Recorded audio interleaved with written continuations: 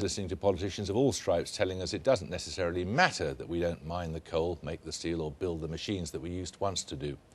But now that the financial sector has turned out to be the fastest known route to national bankruptcy, the big conundrum for people like our economics editor Paul Mason is where on earth our children and grandchildren's jobs are going to come from.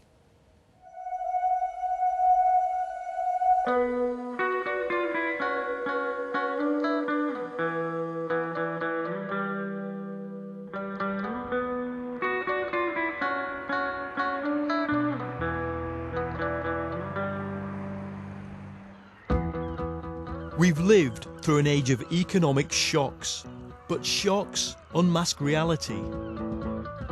The dream was of an economy built on high finance and high debt. If that's over, what comes next?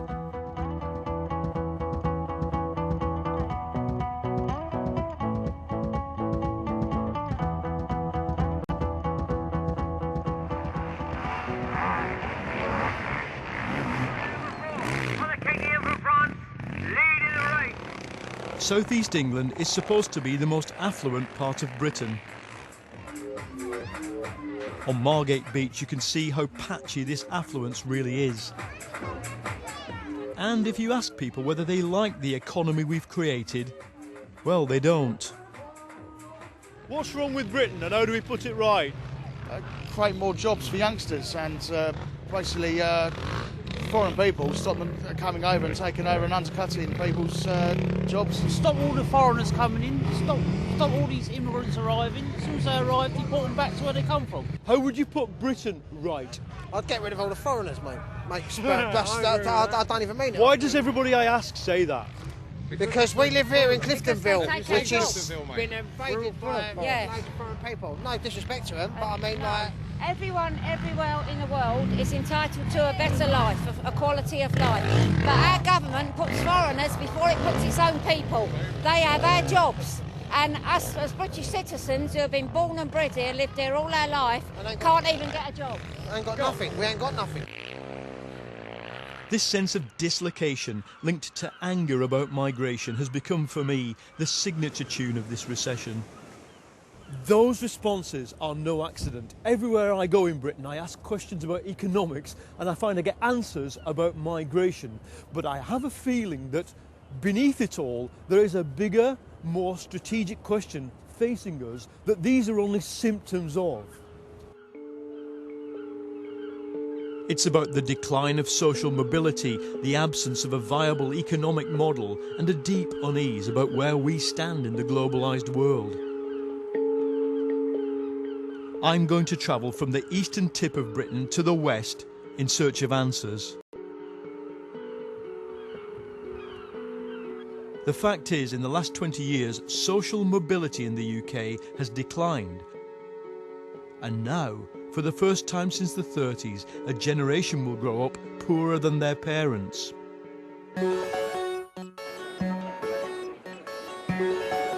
If you want a straight answer about what's wrong with Britain, go to the people who've had enough. That's our Australian pack. I'll give you a New Zealand one. This is what some high-skilled people are doing, emigrating at the rate of 450,000 a year. And here's why. Why are you thinking of leaving the UK? Work, really. Job prospects. Career, lifestyle, get away from the rain and the recession.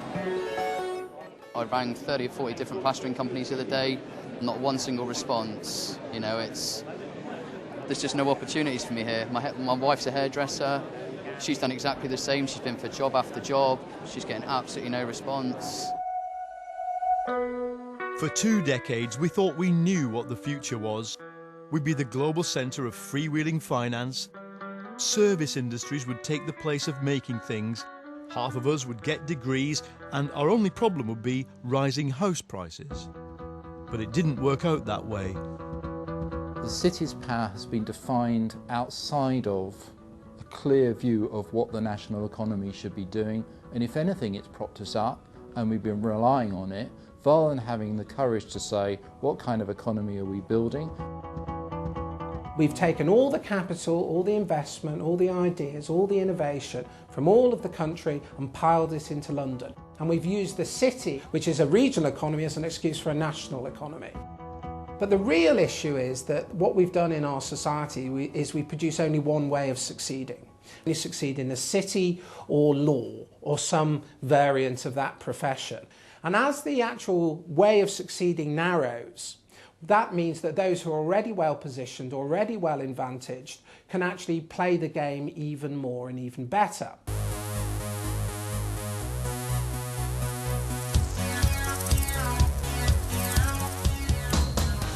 In the big cities, and above all London, you get a new kind of self-sustaining mini-economy. The coffee barista has their lunch in a takeaway, buys a top from a cheap fashion store, and everybody's transient. The wages are not great, but there's a super cool aspect to being part of it. This kind of microeconomy, which only really exists in big cities, has survived the recession really well. The problem is it creates a kind of bubble, a deceptive reality surrounding politicians, regulators, journalists, and it's here where the power is, and here where decisions are made, and everywhere else looks quite different.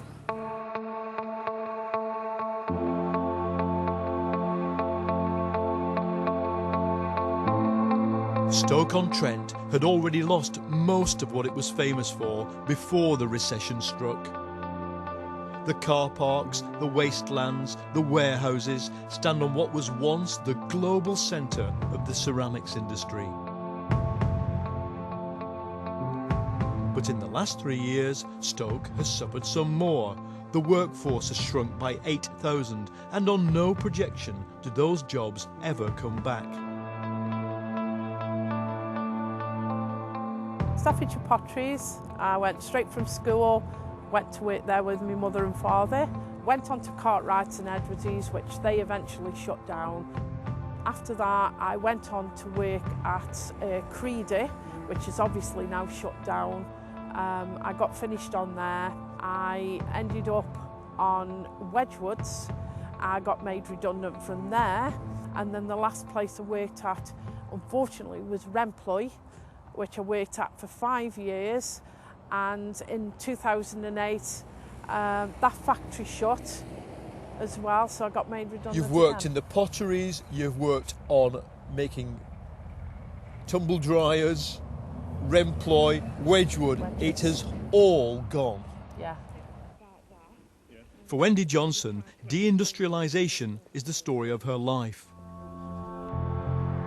Where Staffordshire Potteries once stood is now a B&Q and an Aldi. In fact, the full cut-price retail experience. The question for a place like Stoke is, as for Britain, where will the skilled jobs come from? And what's the long-term story? What are we going to be good at?